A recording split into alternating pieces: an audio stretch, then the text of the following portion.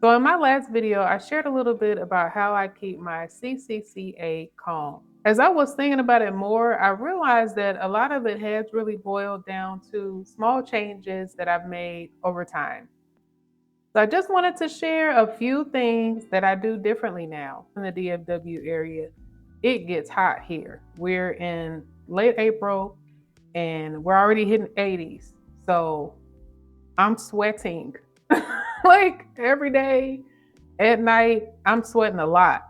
So when it comes to washing, it's the little things that matter. You wash your hair, yeah, I wash my hair, but it's so much deeper than that for me. As y'all know, I have a specific routine, and it's the frequency that is key for me. This time of year, I cannot skip my 2 times a week washing with my medicated shampoo. I can't skip it. I have to make, if I miss one, it throws my scalp off. So it used to be like when it's cooler, it's like the heat aggravates my scalp more. And then I have to kind of figure out how to keep it happy with everything that I have going on. So I am switching up my routine. I'm gonna film a spring kind of hair care video pretty soon, teaser for you. But one little thing is, oh yeah, the medicated shampoo washes twice a week is mandatory. And you feel like, yo, I'm doing a good job, my scalp is doing great. Whew, I can take a breath. Soon as you take that breath, your scalp gonna be like, hey, hey, did you forget that we're fighting alopecia up here? I need you to stay consistent.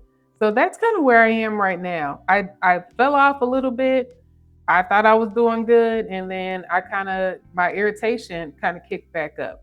And so I am like, okay, I can't skip it, I can't miss it. I'm not stretching my shampoos anymore. I'm gonna work with what works.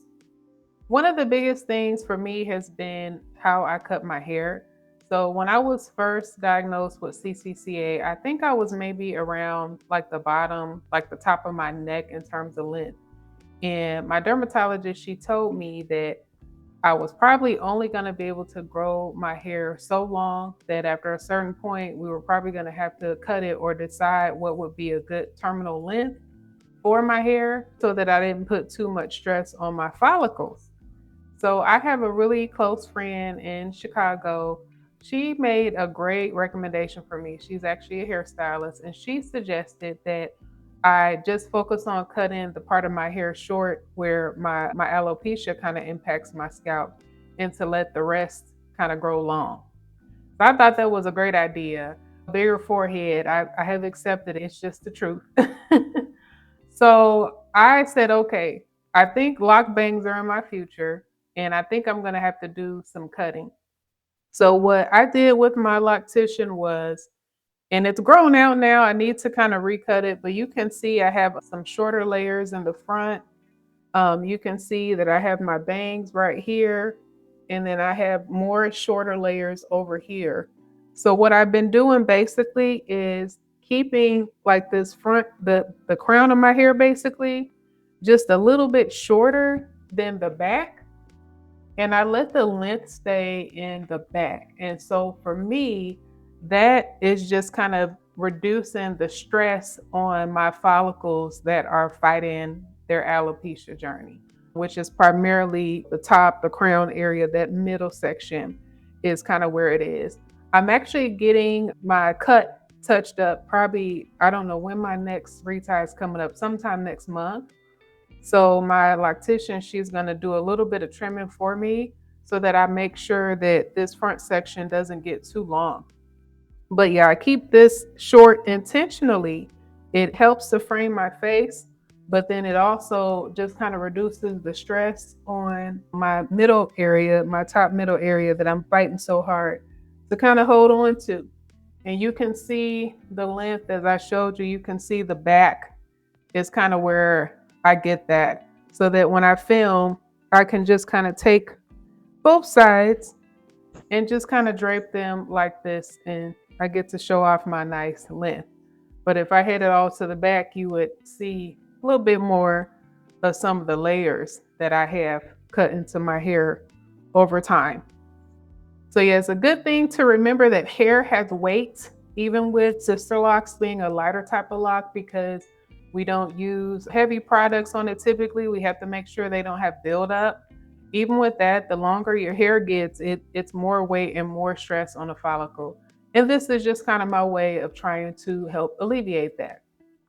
Another change that I have made, this one is new, is recent, and I'm still a little sensitive about it. So bear with me. But if you have followed my hair journey all through the years, you know that I have always had gray hair in my crown area. I always had a section of kind of like a light salt and pepper mix into my hair. And it always made me feel very self-conscious in my lock journey. But for me, with where I am with my alopecia journey, and also the fact that I have a naturally dry hair type, which I have talked a lot about on the channel, my coarser hair, which locks wonderfully, but is very sensitive to kind of being dried out. I have just made the decision after chatting and talking with my loctician and just really being able to sit with it that I am going to stop the hair dye. I can't say I won't dye it ever for the rest of my life, but for for this next period of time, however long that lasts, I am not dyeing my hair because I felt the dryness, and not just that, but my scalp is just so sensitive that I swear the smallest change causes irritation in my top and crown area. I have to be so careful, and sometimes I'm like, geez, I got to be careful with ways I was never careful before. But as gentle as the dye is, it still does irritate my scalp just a little bit, to the point where I am right now, I want to remove all sources of irritation as much as I can. So the dye, because of my scalp and because of my drier hair type, I think I gotta take a break right now. I'm in my early 40s. My gray hair is like you're getting older, and you're older, you're wiser, but then your body reminds you like, girl, you in your 40s. So like I know. And I am grateful and blessed to be in my 40s, but certain things I haven't loved all the way. I haven't always loved having gray hair, gray streaks of hair. But this year, out of all the years, I've been kind of down with it more than other years. I've just been kind of trying to just kind of make peace with it because my hair is happiest when I leave it alone. So you can see my gray roots kind of coming in. You can see all of that. And I'm just gonna leave them alone. Usually, as soon as I see that gray popping out, I'll be like, "Ooh, it's time to slap some dye up in here." But I'm just gonna let it be. Especially around my edges, you can really see it. My edges over here. It's yes, I have wisdom and gray hair. You can see how smart I am. It does reflect what's in my brain. But you can just see it's coming in. So I think that I'm gonna leave it alone. But my scalp is happier for it. And that is the primary journey I'm on, is maintaining my CCCA. So we're gonna let the hair dye go for now.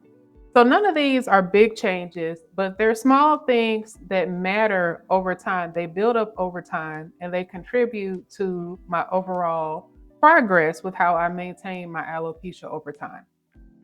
And while I'm not a doctor, I can't really advise anybody. What I do is I just try to study my own scalp and what works for me. And this is what works for me. I do always advise everyone, all through my comments section, you'll see, make sure you check with your doctor, your medical professional. I am doing that. But then I'm also listening to myself and making sure that I pay attention to my body changes day by day and week by week so that I can keep my scalp calm. This is what helps me in a way that feels sustainable. So if you like this video, please do like, subscribe, and share. So I look forward to chatting with you. Leave your comments, leave your questions. I would love to know, what small changes have you made that have helped you out over time? Go ahead and share in the comments. Let's continue the discussion. Have a great day and take care. Bye.